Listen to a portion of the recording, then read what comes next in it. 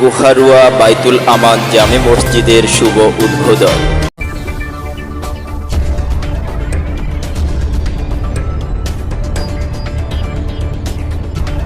17 মে রোজ শুক্রবার পবিত্র জুমার নামাজের মধ্য দিয়ে কুমিল্লা জেলার নাঙ্গলকোট উপজেলার জোড্ডা পশ্চিম ইউনিয়নের গুহারুয়া পশ্চিমপাড়া বাইতুল আমান জামে মসজিদের শুভ উদ্বোধন অনুষ্ঠিত হয়।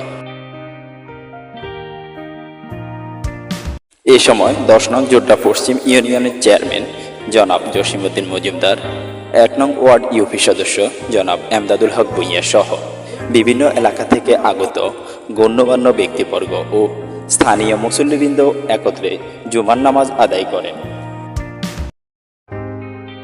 জুমার নামাজের ইমামতি করেন সডিয়াবাজার আলিম মাদ্রাসার আরবি প্রভাষক মাওলানা শামসুল আলম সাহেব।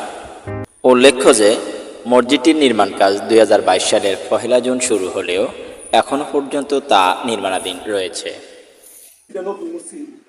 এত গঠিত হবে এটা আমরা কল্পনা করিনি, কিন্তু দেখা গেল আমাদের যে পাড়ার লোকগুলো আছে সেই লোকগুলোকে অনেকেই অনেক সহযোগিতা করছে, পার্শ্ববর্তী আমরাও সহযোগিতা করছি। ভবিষ্যতে ইনশাল্লাহ আমার যতটুকু সাহায্য পরিমাণ আছে, আমাদের চেয়ারম্যান আছে, উনি আমাদের সরকারি বিভিন্ন অনুদান আসে, আমরা চেয়ারম্যানকে বলি, চেয়ারম্যান চেয়ারম্যান আজকে আমাদের চেয়ারম্যান কোনো আবার ওয়াজ মাহফিল যারা করে তারা মিস করে না, উনি কিন্তু অনুদান, ওনার মন বড়, উনি দেয়। বাইতুল আমান জামে মসজিদের জন্য আমি আমার পরিষদের পক্ষ থেকে 20,000 টাকা আমার 1 নং ওয়ার্ডের মেম্বার সাহেবের সহযোগিতায় দেওয়া হয়েছে এবং আশা করি এই মসজিদের আরও অনেক কাজ আছে বাকি। আমি আমার ব্যক্তিগত পক্ষ থেকে এবং আমার পরিষদের পক্ষ থেকে এই মসজিদের জন্য আরও কিছু সহযোগিতা থাকবে।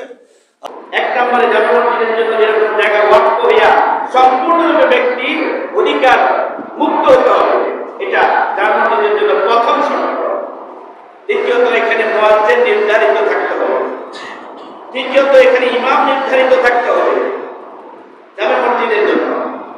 লোকদের নিরাপদ রাস্তাঘাট দিতে হবে, তাহলে এখানে জামে মসজিদ করা যাবে।